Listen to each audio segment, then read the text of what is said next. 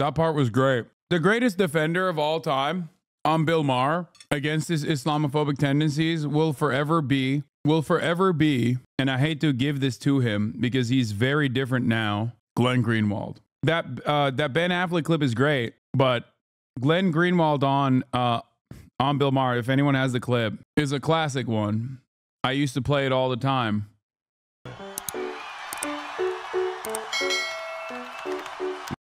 Here's another throwback to Ben Affleck owning Sam Harris. And about women, about homosexuals that are deeply troubling. So these are not Islamists, they're not jihadists, but they those views are, but they also keep women and homosexuals immiserated in these cultures, and we have to empower the true reformers in the Muslim world to change it. And lying about the link between doctrine and behavior is not going to do that. But the Great Divide. The Great Divide is not between Islam and the rest. It's rather between the fundamentalists and the moderates in each faith. Okay, but we're misled to think that the fundamentalists are the fringe. Okay, we have jihadists, Islamists, and conservatives. Well, and by the way, it depends hundreds of millions of people fit that description. You're saying that the strongest voices are coming from those who are jihadists and extremists, and that represents a bigger piece of the pie than we often think is true. There's no question. Okay, so having said that, and if you, even if that is true statistically or otherwise, the key thing to recognize that I don't think is part of the argument, but I think should be, is that there are voices that are oftentimes raised in opposition to these jihadists and to these extreme acts. But guess what? They don't get covered. They don't get exposed. And they're not given the same level of platform that we see the jihadists. One reason they don't get exposed is because they're afraid to speak out, because it's the only religion that acts like the mafia, that will kill you if you say the wrong thing, draw the wrong picture, or write. Yeah, dude. Famously, the only religion that acts like the mafia and kills you is Islam. Okay? Yeah. Brother, your refusal to understand nuance in this conversation is leading you down this illogical pathway of thinking. Okay? This is why I just, I harbor a lot of resentment for Islamophobic r/atheist guys, the militant atheists. Okay? Not only historically have Christians done that, but they still continue to do that. What are we talking about? When Israel claims they're doing it for Judaism, they're also, I don't agree. I don't believe that they're doing it for Judaism, just as much as I don't believe ISIS has anything to do with Islam. Okay? But Bill Maher, on the other hand, does think that that's appropriate and good. Okay? Same with George W. Bush saying he invaded, God told him to invade Afghanistan with a shit ton of, very far-right Christian generals who wanted to dip their bullets in pig's blood. Okay? Do you track that as a radical Christian act? You don't. And the people that say they do are lying because they want to win that argument. Because when you live in a dominant Christian culture, you have the capacity to understand and separate fundamentalism from the acts of like the everyday average Christians.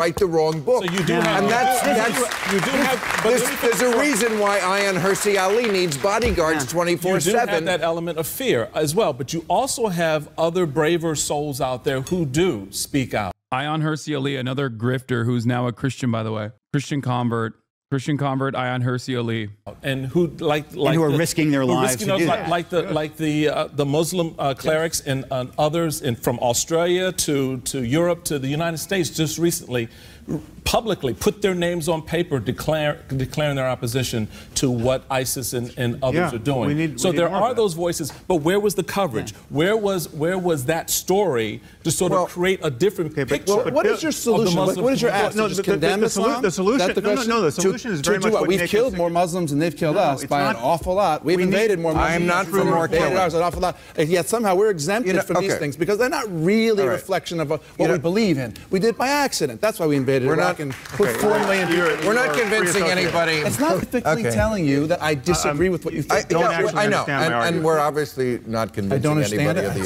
If you don't understand my argument, black people, they show each other. That is not my argument. No, it's not. It's based on facts. I can show you a Pew poll of Egyptians. They are not outliers in the Muslim world that say like 90% of them believe death is the appropriate response to leaving the religion. If 90% of Brazilians thought that death was the appropriate response to leaving Catholicism, you would think it was a bigger deal. I would think it's a big deal no matter what. Okay, but that's the fact. But what I wouldn't do is say it's all Brazilians, or I wouldn't say, well, Ted Bundy did this. Goddamn, these gays, they're all trying to eat each other. You know? Yeah, okay, let me just give you what you want. There are hundreds of millions of Muslims who are nominal Muslims, who don't take the faith seriously, who don't want to kill apostates, who are horrified by ISIS, and we need to defend these people, prop them up, and let them reform. Dude, you're talking...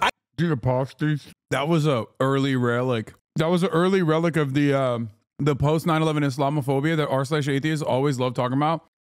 All these Muslims want to kill apostates. Yeah. I think it's got to be because I think it came from the fact that like so many ex-Muslim people that became like r/atheism dipshits wanted to like heighten their importance. So I think like they presented their worldview as like, no, every single Muslim will like immediately kill you if you leave the religion. I think that's what it is.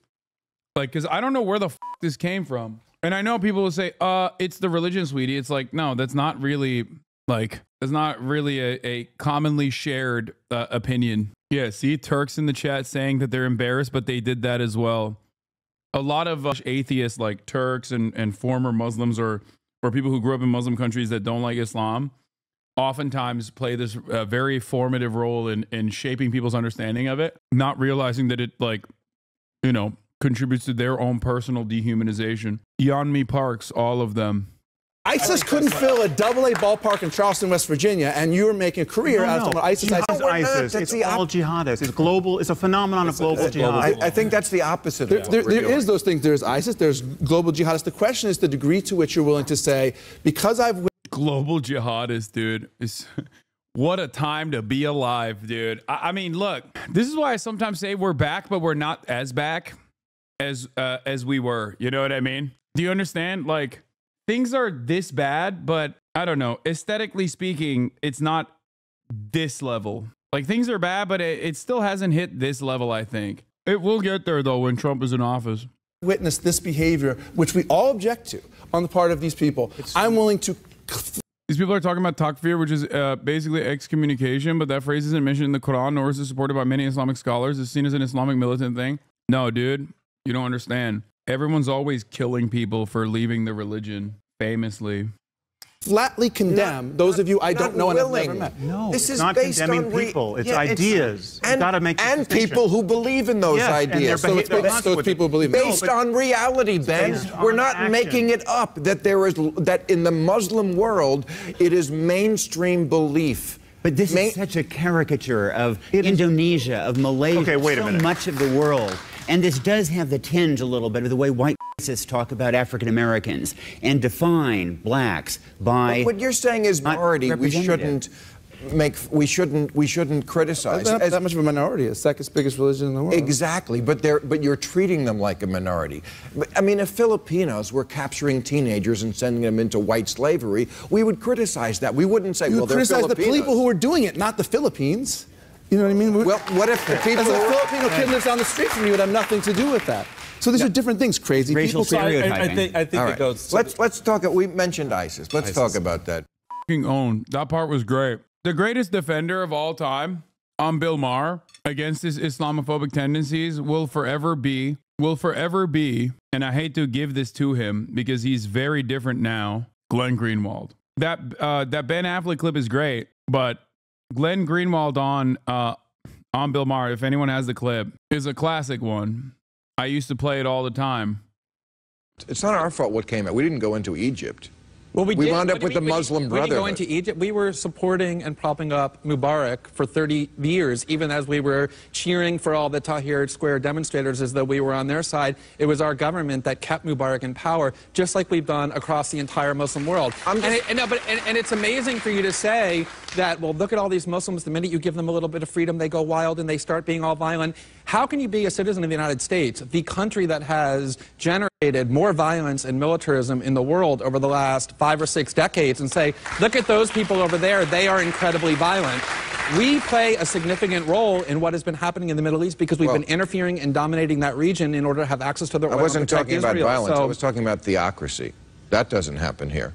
No, well, okay, that doesn't happen here, but at the same time, Iran isn't invading lots of other countries and occupying them for a decade, nor are fundamentalist Muslim countries the way the United States is. So these things are interlinked because we are continuously interfering in that part of the world. And so to say... Really, it's all our fault? It's not all our fault, but when you send your military for 6 straight decades into other countries to bomb them, kill their children and women and innocent men, prop up dictators, yeah, you take responsibility for your actions and say, to the extent that that region... That religion goes back 1,000 years before our revolution, so I don't think we can take all... This is so unimaginably because Islam in its golden age literally carried water for history continuing. Islam in its golden age led to many inventions that we take for fucking granted. Islam in its golden age is the reason why so many important academic materials were preserved. So he literally automatically, with his racist ass, white supremacist ass, Islamophobic ass, unironically just goes, oh, this is 1,000 years. Like, shut the fuck up. Do you enjoy math? Okay, well, you know, thank the Islamic golden age. Dumb fuck. All the blame. I don't think we should. I think we should take a lot of it. And there's lots of bodies and corpses that have been piled up in the name of Christianity and Judaism as well. Not recently. Have you heard of the occupation of the West Bank and Gaza for the last 50 years, motivated in part by extremist views of Judaism, or the wars in Europe, or the fact that there were generals in the United States saying we have to go and invade and destroy Iraq, a country of 26 million people, because our God is bigger? Lots of religions, not just Islam, produce violence. Well, if I could just make one quick point about Egypt. That silly liberal view that all religions are alike because it makes you feel good. No, it makes you feel good. Dude. He fucking cooked his ass so hard today, okay? And I will forever be understanding. Good to say our side is better than people over there are feel good to and put violent. a crown on your head and say, I'm a good person. How do I prove that? You get to ignore the responsibility that your own government has for the violence and instability in the world by saying, look, it's that primitive religion over there that's to blame. At least there was a moment in time that I respected Glenn Greenwald. There's never been such a moment for fucking Bill Maher. That's my point. I guess I was too young to know and appreciate his immediate takes after 9/11. So as long as I've known myself, I have despised him. His career has just been a sequence of fucking L's downstream post that moment of moral clarity. Anyway, so yeah, people are yelling at Joe Rogan saying he's a dragon defender for a fucking clip from 2019.